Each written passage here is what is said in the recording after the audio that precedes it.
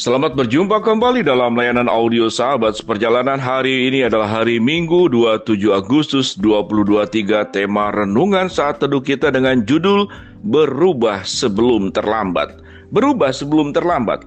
Firman Tuhan terambil dalam Lukas 15 ayat 15 sampai dengan ke-17.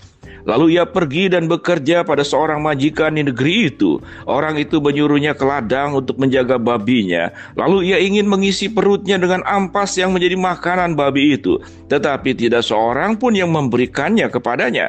Lalu ia menyadari keadaannya. Katanya, betapa banyaknya orang upahan Bapakku yang berlimpah-limpah makanannya, tetapi aku di sini mati kelaparan. Mari kita berdoa.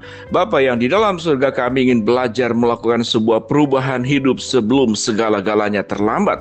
Karena inilah waktu kami untuk berubah menjadi pribadi yang semakin baik. Dalam nama Tuhan Yesus kami berdoa, amin. Shalom sahabat seperjalanan yang dikasihi Tuhan. Tatkala kita mengenal seseorang dengan karakter dan kebiasaan tertentu yang dilakukan terus menerus dari bulan ke bulan, dari tahun ke tahun dan tidak mengalami perubahan, maka kita akan mengeluarkan sebuah kalimat yang seringkali diucapkan juga oleh setiap kita masing-masing. Apa kalimat yang kita ucapkan? Kalimatnya bisa berbeda, tapi esensinya sama. Ya, apa yang dikatakannya? Orang tersebut sampai dunia berakhir, langit runtuh, dia tidak pernah akan berubah. Itu kalimat yang diucapkan.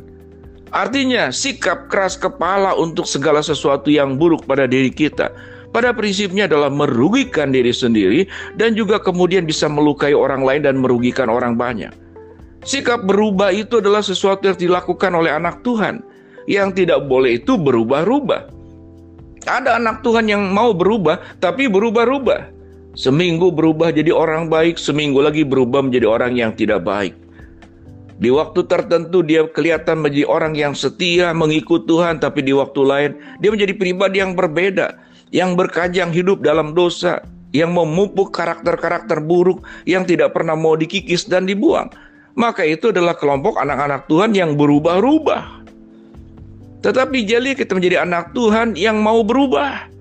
Dan itu disadari oleh anak yang hilang yang kita pelajari juga di renungan sahabat seperjalanan kemarin.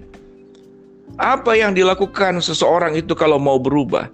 Kita belajar bahwa ada sebuah kejadian resiko daripada seluruh perbuatan buruk daripada anak yang hilang ini.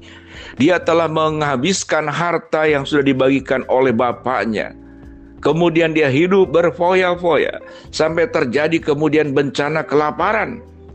Dan dia sadar akibat yang ditimbulkannya kemudian dirasakan pada saat itu. Apa yang dirasakannya? Ayat 15. Lalu ia pergi dan bekerja pada seorang majikan di negeri itu. Pergi bekerja.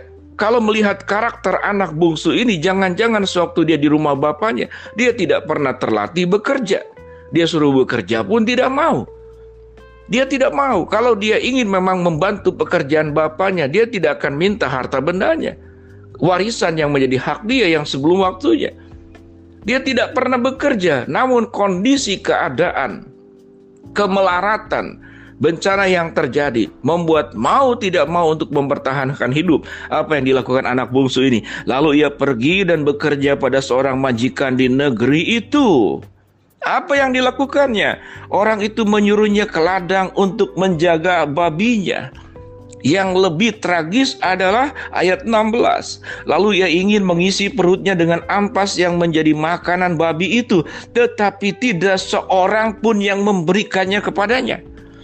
Jadi untuk ampas babi yang tidak layak dimakan oleh manusia dan dia siap untuk makannya karena kelaparan, Alkitab mengatakan tidak ada seorang pun yang memberikannya kepada anak bungsu itu. Ini bencana yang luar biasa. Sampai apa yang dikatakan oleh kalimat yang diucapkan anak bungsu ini. Bahwa lalu ia menyadari keadaannya, katanya, betapa banyaknya orang upahan Bapakku yang berlimpah-limpah makanannya, tetapi aku di sini mati kelaparan. Pada titik ini, si anak bungsu menyadari bahwa status dirinya sesungguhnya kan lebih tinggi dari pegawai-pegawai bapaknya. Tetapi sewaktu dia mengalami bencana, karena dia melakukan tindakan yang buruk, meninggalkan bapaknya, tidak menuruti perkataan bapaknya, maka yang dikatakan apa? para pegawai yang di bawah bapaknya itu hidupnya jauh lebih baik daripada dirinya sendiri. Kita percaya bahwa pegawai-pegawai bapaknya itu tidak pernah diberikan ampas babi, makanan ampas buat babi. Tetapi pada titik semuanya menjadi berubah, bencana timbul. Anak bungsu ini ingin makan ampas babi saja, Alkitab mengatakan tidak ada seorang pun yang memberikannya. Sahabat seperjalanan, kalau ada peristiwa-peristiwa buruk yang terjadi dalam kehidupan kita, karena kita hidup di dalam kesalahan, karena hidup dalam boros dan berfoya-foya, karena hidup lebih mementingkan hawa nafsu daripada hidup secara bijaksana dan bertanggung jawab, menggunakan segala waktu dengan baik, memutuskan segala waktu dengan baik, bergaul dengan baik, menjadi orang yang setia, menjadi orang yang komitmen, menjadi orang yang konsisten, menjadi orang yang menjaga karakter-karakter Kristus ada di dalam diri masing-masing. Bukan kemudian sifat-sifat keberdosaan, kerakusan, hawa nafsu, kesombongan, sikap tidak tahu diri. Itu adalah karakter buruk yang kemudian punya turunannya, punya anak dan cucunya. Itu yang kita lahirkan, itu yang kita besarkan. Apakah itu yang kita pelihara? Atau yang kita pelihara adalah karakter-karakter ilahi yang ada di dalam diri setiap sahabat seperjalanan? Kalau itu adalah karakter Allah ilahi, itu adalah warisan yang lebih berharga daripada masalah harta. Itu adalah warisan yang lebih berharga, yaitu kehidupan yang berubah. Berubah sebelum semuanya terlambat. Sahabat seperjalanan, gambaran daripada anak yang hilang ini adalah gambaran diri kita. Apakah kita menjadi kelompok yang kemudian orang mengucapkan siapa diri kita yang sesungguhnya? Orang tersebut mengatakan bahwa sampai langit runtuh pun tidak pernah akan berubah yang bersangkutan. Semakin ditegur, semakin dievaluasi, semakin menantang dia. Hidup-hidup aku, ngapain kamu ngurus hidup-hidup aku sendiri? Dia tidak akan pernah dengar, dia menutup telinga untuk sebuah perubahan hidup. Kalau kita punya kebiasaan-kebiasaan buruk, kebiasaan buruk itu kemudian membawa bencana, dan kita sudah mengalaminya. Maka biarlah kita memiliki sebuah perjalanan memulai sebuah kesadaran daripada proses berubah. Sadar bahwa kita akan menjadi pribadi yang cepat untuk melakukan perubahan. Bukan berubah-ubah atau keras kepala tidak mau berubah. Sampai langit runtuh pun kita tidak pernah akan berubah. Sahabat seperjalanan, berubah menjadi baik tidak hanya buat kemuliaan Tuhan, tapi juga buat kepentingan pribadi kita masing-masing. Agar kita terhindar dari bencana, menjadi pribadi yang tidak dipercayai oleh orang lain.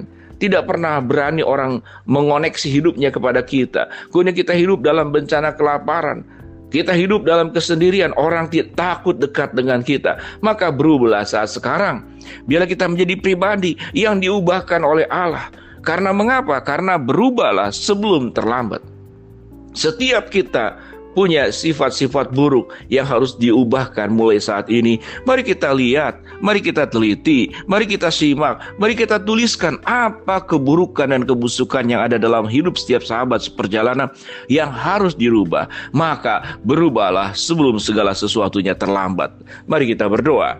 Bapa dalam surga, terima kasih buat kebenaran firman Allah. Kami ingin menjadi pribadi yang berubah menjadi semakin baik sesuai dengan kehendak Tuhan. Hamba-Mu berdoa buat siapa seperjalanan yang sedang sakit, Tuhan jamah sembuhkan. Sahabat seperjalanan yang sedang menghadapi masalah, Tuhan bukakan jalan. Sahabat seperjalanan yang sedang memohon, berharap sesuatu, Tuhan kabulkan dengan cara dan waktunya Tuhan. Dalam nama Tuhan Yesus kami berdoa. Amin. Shalom sahabat seperjalanan, berubahlah sebelum segala sesuatunya terlambat. Karena itu membawa kebaikan buat hidupmu dan Tuhan dimuliakan lewat hidupmu. Shalom.